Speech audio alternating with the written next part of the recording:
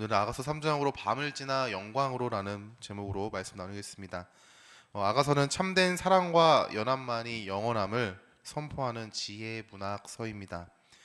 솔로몬과 술람미 여인의 사랑 고백을 담고 있지만 진짜 가리키고 있는 메시지는요, 그리스도와 교회의 신비롭고 영광스러운 연합을 이야기하고 있습니다. 원제는 노래 중에 노래인데요, 가장 아름답고 위대한 노래라는 의미를 가지고 있죠. 아가서는 풍유적인 해석과 문자적인 해석, 그리고 모형론적인 해석으로 바라봐야 하는 성경입니다. 하나님과 성도의 관계를 부부라는, 사랑하는 연인이라는 그 관계 안에서, 사랑의 연합체 안에서 해석하고 있습니다. 오늘 말씀은 여인이 밤의 침상에서 마음으로 사랑하는 자를 찾는 장면으로 시작합니다. 3장의 시작이 밤이라는 것에 우리가 주목할 필요가 있는데, 성경에서의 이야기하는 밤은 영적인 침체 상황을 상징하는 단어이기도 합니다. 즉, 아가서 3장은 영적 침체 가운데 우리에게 하나님의 선하심으로 나아갈 방향을 제시하고 있죠. 오늘 말씀을 통해서 여러분의 영적 침체, 신앙의 침체 가운데 하나님을 바라보는 시간이 될 수 있길 소망합니다. 신부는 밤에 침상에서 사랑하는 자를 찾았습니다. 그러나 그를 만나지 못하였다라고 얘기하죠. 말씀드린 대로 밤은 영적 어둠이나 하나님과의 교제가 가려진 상황을 이야기합니다. 신부가 침상이라는 편안한 자리에서 일어나 사랑하는 자를 찾는다라고 얘기합니다. 여기서 우리는 영적 상태의 침체가 어떤 상황에서 일어나는지에 대해서 좀 깨달을 수 있죠.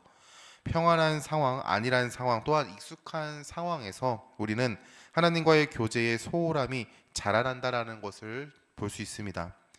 익숙함 가운데 우리는 은혜를 잊어버리죠. 좋은 상황에서도 우리는 익숙함 가운데 하나님의 은혜를 잊어버리고요. 나쁜 상황에 처했을 때도 그 익숙함 가운데 우리는 내게 주신 하나님의 은혜를 잊어버립니다. 모든 상황이 하나님의 섭리입니다라고 우리는 머리로는 알고 있지만 우리는 영적 침체 가운데 빠져버리는 아이러니한 상황에 놓여 있게 되죠. 영적 침체에 빠졌을 때 우리는 어떻게 해야 할까요? 신부는 침상에서 벗어났다고 얘기합니다. 익숙함에서 벗어나서 살아가는 자를 찾아서 길을 떠납니다. 거리에서나 큰 길에서나 찾으려고 노력했으나 찾지는 못하였죠. 그리고 성안을 순찰하는 자들에게 나아가 행방을 묻기도 했습니다. 하나님은 때로 우리에게 영적 갈급함을 허락하십니다. 또한 우리는 익숙함에 빠져서 하나님의 사랑, 하나님의 은혜를 잊어버리고는 합니다. 우리가 영적 침체에 빠졌을 때 우리는 그 상황 가운데서 더욱더 하나님께로 나아가야 합니다. 아가서 3장에 나오는 신부가 사랑하는 자를 찾기 위하여 나아갔죠. 이처럼 우리는 하나님을 찾기 위하여 그 은혜의 자리 가운데 나아가야 합니다. 누가복음 15장에는 탕자의 비유가 나오는데, 탕자는 자기의 모든 것을 잃고 줄이게 되었을 때, 그리고 가장 비참함 가운데 놓였을 때 깨달았습니다. 내 아버지의 집에는 양식이 풍족하다라는 것을 말이죠. 그리고 그 탕자 둘째 아들은 아버지의 집으로 향하여 발걸음을 옮깁니다. 사랑하는 성도 여러분, 영적 침체 가운데 우리는 많은 것을 찾으려고 합니다. 쉼을 찾으려고 하고, 좋은 프로그램을 찾으려고 하고, 좋은 예배의 자리 가운데, 유명한 목사님의 예배의 자리 가운데로 나아가고자도 하죠. 모두 좋습니다. 그렇게 발버둥 치는 거 좋아요. 그러나 그곳에서 우리가 찾아야 하는 것은 바로 우리를 사랑하시는 아버지 하나님이어야 합니다.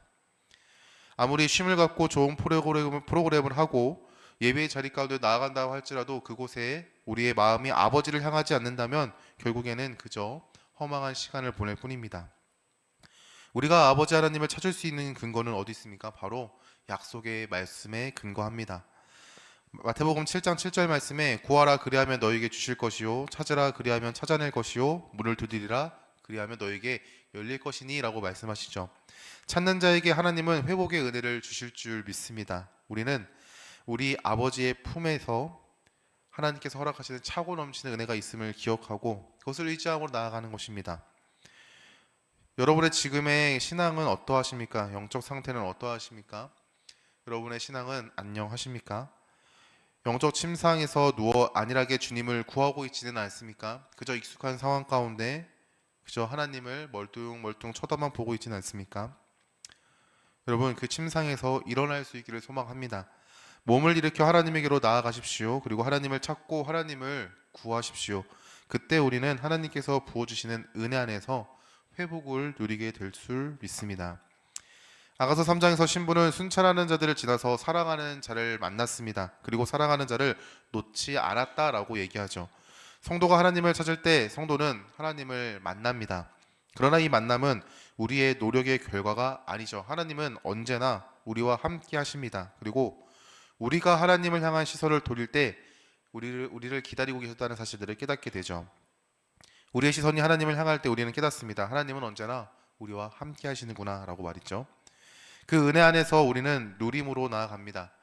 신부가 사랑하는 자를 만났습니다. 사랑하는 자는 신부를 어머니의 집, 나를 잉태하는 이의 방으로 인도합니다. 가장 안전한 처소로 인도하는 것이죠. 또한 사랑하는 자는 신부에게 쉼을 허락합니다. 은혜 안에서 성도는 하나님을 만납니다. 그리고 은혜 안에서 회복을 누리죠. 하나님의 사랑은 우리를 외면하지 않는 사랑이심을 기억할 수 있길 소망합니다. 우리는 때로 우리의 모습을 보고 하나님을 판단합니다. 하나님의 사랑과 하나님의 은혜를 판단하고 내 부족한 모습을 바라보면서 하나님 앞에 나아가는 것을 두려워하죠. 그러나 하나님을 찾는 자를 하나님을 찾는 자를 외면하지 않으시고 품으시는 분입니다. 그 사랑은 우리의 기준으로 이해할 수 없고 차고 넘치는 사랑이죠. 성도는 그 은혜를 붙들고 예수 그리스도를 의지해야 합니다. 예수님을 붙들어야 합니다. 우리의 이러한 모습은 나의 노력으로 하나님의 사랑을 붙드는 것이 아니라 내게 이미 허락하신 그 은혜를 힘입어 하나님을 붙들며 나아가는 그 사랑의 반응입니다. 사도 바울을 한번 생각해 보십시오. 바울은 자기의 의로 가득 차서 하나님을 섬겼던 사람입니다. 하나님을 위해서 한다는 일이었지만 결국에는요, 하나님을 박해하는, 하나님의 아들이신 예수님을 박해하는 일들이었습니다. 그런데 예수님은 바울을 만나 주셨습니다. 당장 심판하시고 징계하시고 진노를 부으셔도 사실은 바울에게는 할 말이 없었음에도 불구하고 예수님은 바울을 복음을 전하는 사도로 세우시기 위해서 죄 가운데 있는 자를 만나 주십니다. 예수님을 만난 바울의 삶은 어떠합니까? 예수님을 붙드는 삶을 살았습니다. 예수님을 붙드는 바울의 모습은 인정받기 위해서, 칭찬받기 위해서, 구원받기 위해서 예수님을 위해서 살았던 것이 아닙니다. 은혜 안에서 주어진 구원에 대한 감사함으로 나조차도 나를 용납하지 못하고 아무리 객관적으로 바라봐도 하나님께 선택받아 구원받지 못하는 인생이었는데 그 인생 가운데 친히 찾아오신 예수님께 감사함으로 예수님의 은혜 안에서 주님의 복음을 전하며 살아갑니다. 은혜로 만난 그리스도를 위해서 살아간 것이죠. 사랑하는 성도 여러분, 은혜로 만난 그리스도를 붙들 수 있길 소망합니다. 예수님의 사랑을 의지함으로 예수님을 붙들 수 있는 것입니다. 우리를 먼저 잡아주신 예수님의 은혜 안에서 예수님을 꼭 붙들 수 있는 여러분이 될 수 있기를 소망합니다.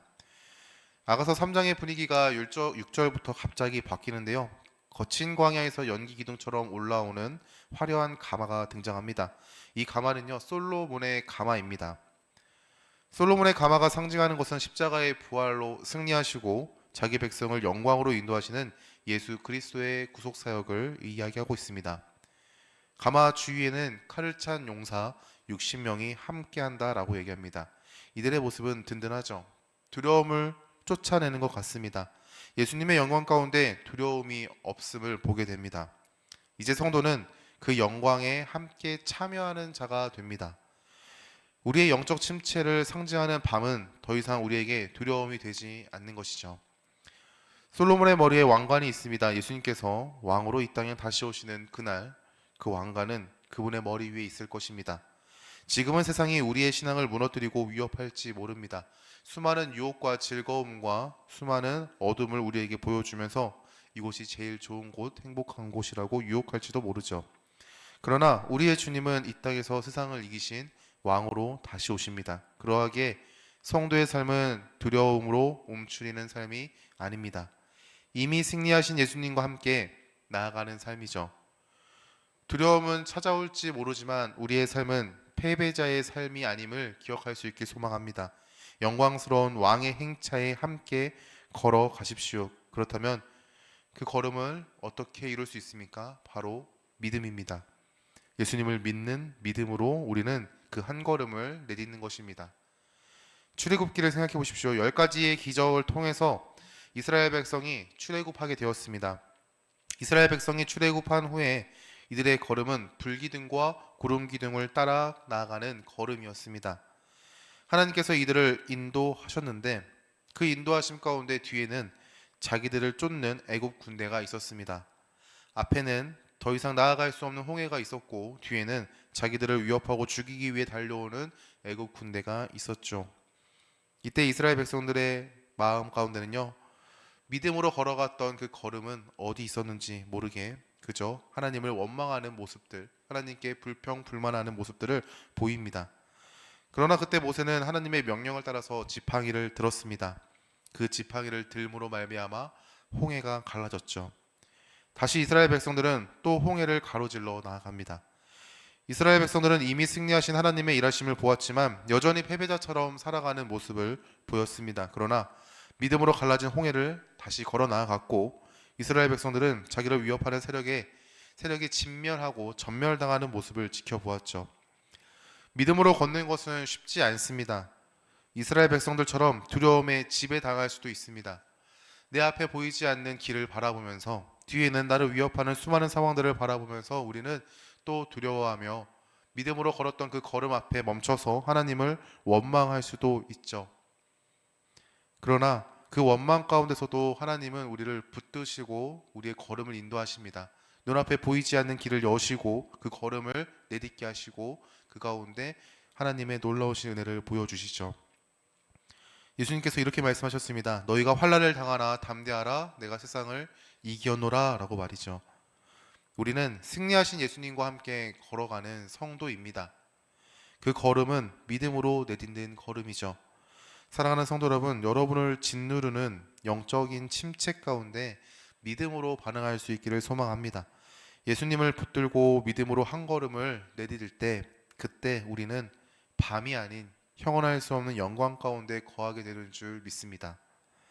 그 걸음이 하나님의 놀라우신 은혜를 누리는 한 걸음이 되게 하는 것이죠. 말씀을 맺겠습니다. 여러분의 인생 가운데 밤이 찾아왔습니까? 삶에서, 교회에서, 직장에서 여러분을 억누르고 있는 그 영적인 침체, 여러분을 힘들게 하는 그 억압은 무엇입니까? 매주 예배를 드리고 매주 모임 가운데 나아가고 말씀을 읽고 기도는 하지만 마치 시간을 허비하는 것처럼 느껴지지는 않습니까? 침상에서 일어나 성환을 쳤던 신부처럼 예수님의 이름을 부르짖는 은혜가 있기를 소망합니다. 말씀 가운데서도 예수님을 찾고 기도 가운데서도 예수님을 찾고 예배 가운데 우리를 너무나 사랑하시는 하나님을 찾는 것이죠. 주님은 우리를 외면하지 않으시고 만나주시며 우리를 회복하시는 분인 줄 믿습니다. 은혜 안에서 예수님을 붙들고 믿음의 걸음을 내딛는 오늘이 될 수 있길 소망합니다. 그리고 믿음으로 사랑을 선포하는 여러분이 될 수 있기를 소망합니다. 차고 넘치는 은혜를 부어주실 예수님의 이름으로 축원합니다.